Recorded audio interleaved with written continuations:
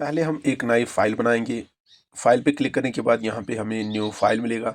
ये क्लिक करने के बाद मैं अब फाइल का नाम रखूँगा, for example input output statement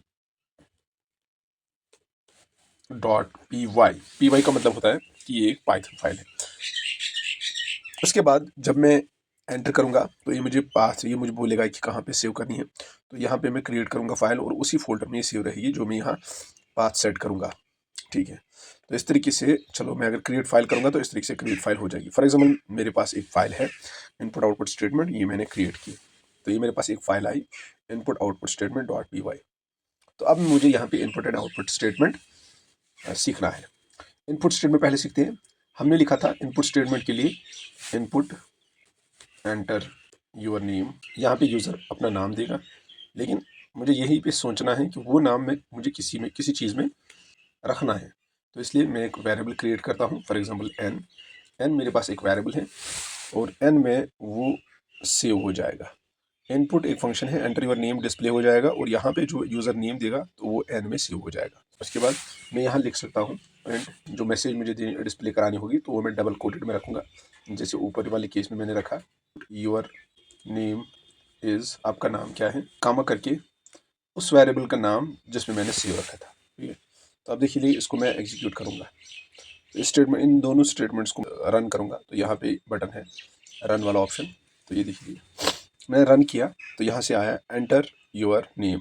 अब ये मेरा इंतज़ार कर रहा है डिस्प्ले कि एंटर योर नेम, आप यहाँ पे इंतज़ार करो और मुझे आप यहाँ से नाम लिखना है। फॉर एग्जाम्पल मैं लिखूँगा, जब मैंने अब्दुल्ला नाम एंटर किया तो उसके बाद प्रोग्राम ने मुझे वापस message the your name is Abdullah. तो यहाँ पे दो स्टेटमेंट मैंने लिखे, एक है इनपुट स्टेटमेंट एंड एक है आउटपुट स्टेटमेंट। तो दोनों स्टेटमेंट्स का एक थोड़ा सा मैंने डेमो दे दिया। अब छोटा सा प्रोग्राम लिखते हैं और वो प्रोग्राम हमको समझाएगा कि इनपुट और आउटपुट स्टेटमेंट कैसे प्रोग्राम में इस्तेमाल करते हैं। फॉर एग्जांपल इसी प्रोग्राम को आगे लेते हैं और मैं लिखूँगा पहले ए इक्वल टू डबल कोटेड में एंटर एनी नंबर। तो यहाँ पे हम नंबर कोई लेंगे और वो ए में रखेंगे। बी एक और वेरिएबल बनाएंगे और उसमें लिखेंगे इनपुट एंटर अनदर नंबर। तो दो नंबर हमने ले लिए। तब उसके बाद हम फॉर एग्जांपल सी एक और वेरिएबल लेंगे, C is equal to A plus B. A और बी को सम किया और वो सी में रखा। तो फिर उसके बाद प्रिंट स्टेटमेंट लिखेंगे सम ऑफ द टू नंबर्स, जो दोनों का सम है इज इक्वल टू, ये मैसेज आ जाएगी और उसके बाद वेरिएबल का नाम क्या है सी। ये मैंने एक छोटा सा प्रोग्राम। अब जो पहले वाले दो स्टेटमेंट इनको मैं काटूंगा, इनको डिलीट करता हूँ।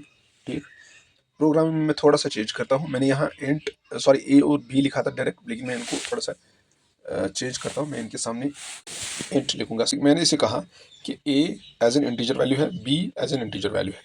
ए और बी जो है ये इंटीजर वैल्यूज है। ठीक है, तो इसलिए मैंने इसको थोड़ा सा चेंज किया। मैंने इसलिए इंट ए लिखा और इंट बी, सो दैट कि ए का वैल्यू भी इंटीजर में होना चाहिए और बी का वैल्यू भी इंटीजर में, तब जाके ये सम होगा। तो चलिए अब इसको रन करते हैं। तो मेरे स्क्रीन पे आया एंटर एनी नंबर। मैं कोई नंबर दूंगा 23, enter another number for example 46, enter. तो मेरा रिजल्ट आया sum of the two numbers is 69। इस तरीके से मेरा एक छोटा सा प्रोग्राम जिसमें मैं दो नंबर ले रहा हूँ और दो नंबर्स को ऐड कर रहा हूँ और उसी को डिस्प्ले करा रहा हूँ।